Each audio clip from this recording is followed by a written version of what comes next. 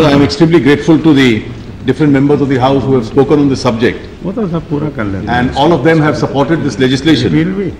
Some of them have also made detailed suggestions about removing anomalies in various other laws so that women's empowerment by way of these security measures can actually take place.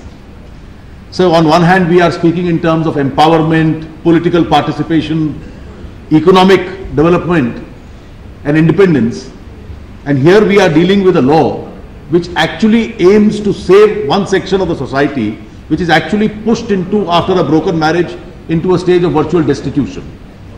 And the experience of the society has been that a very large number of these matrimonial disputes pending in lakhs all over the country. There are 2 to 3 courts in every district of the country which are only dealing with these issues. These disputes go on for years and most of them eventually get settled at some stage or the other. What the women also expect is some reasonable compensation so that they are in a position to support themselves and have a life of dignity even after a broken marriage itself. And one of the weaknesses in law which had been noticed was the process of payment of maintenance during proceedings and after proceedings was painfully slow. And being slow, it used to at times take years before this compensation could be given to them. And women therefore during this period had absolutely no resources either for themselves or even for children who were dependent upon them. So the limited object of this law is that in all such cases, we must endeavor to ensure by a legislative mandate that the courts must endeavor to show that within 60 days of these applications being moved, the alimony questions can be decided. We've also made the laws more or less very similar.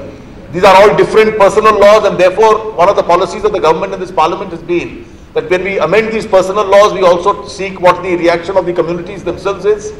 And therefore today, the alimonies across the board will also comprise of maintenance charges, also payment of litigation expenses, educational and maintenance expenses of children who are dependent upon women, and the effort is that this should be paid within a period of 60 days.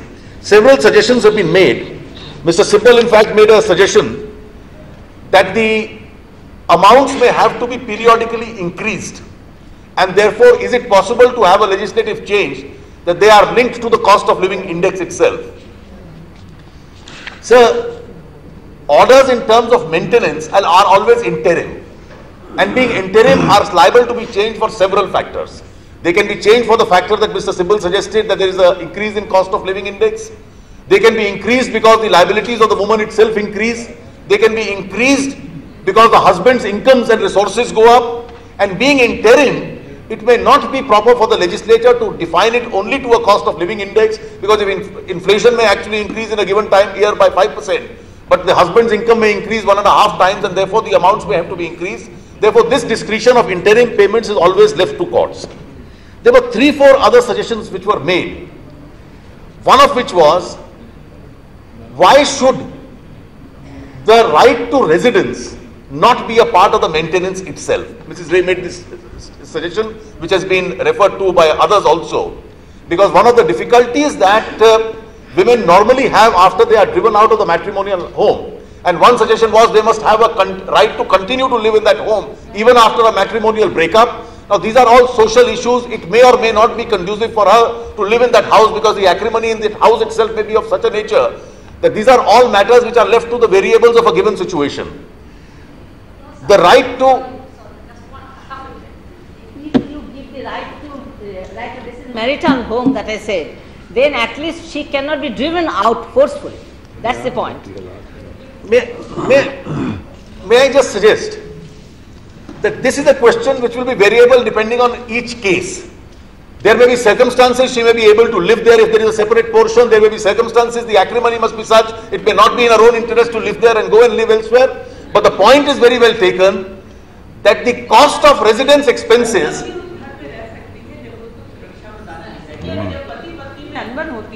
उसकी जान को खतरा हो जाता है, तो इसलिए कोई ऐसी व्यवस्था हो, ये कह रहे हैं that is precise. I quite useful thing. I quite agree with the spirit of that suggestion which has been made. But if we see the trend, of how law and judge-made law has also developed in the last few years, the right to residence now has been specifically held to be a part of the quantum of maintenance.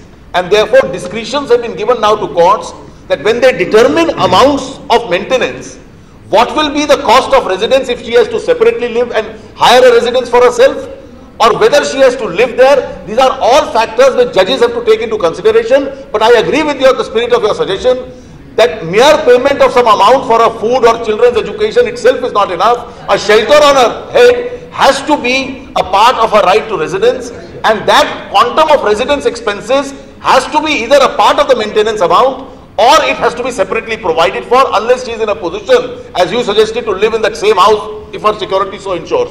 But I may just tell you that now law has been widened enough to include the cost of living, acquiring that residence on rent or otherwise, as a part of the maintenance expenses itself. Therefore, it is already there, and this question will have to be, in fact, if we see how it develops, because now the Supreme Court 2 years ago has held that while awarding these maintenance amounts, residence requirement has to be taken into consideration. This has already become a part of our law. The second suggestion which was made is also very well taken. Shavana ji made this suggestion, and this was supported by some others. Meena ji in fact said, should we not have a fixed amount which is to be given prescribed by law? Now you can't have a fixed amount because amounts will be variable.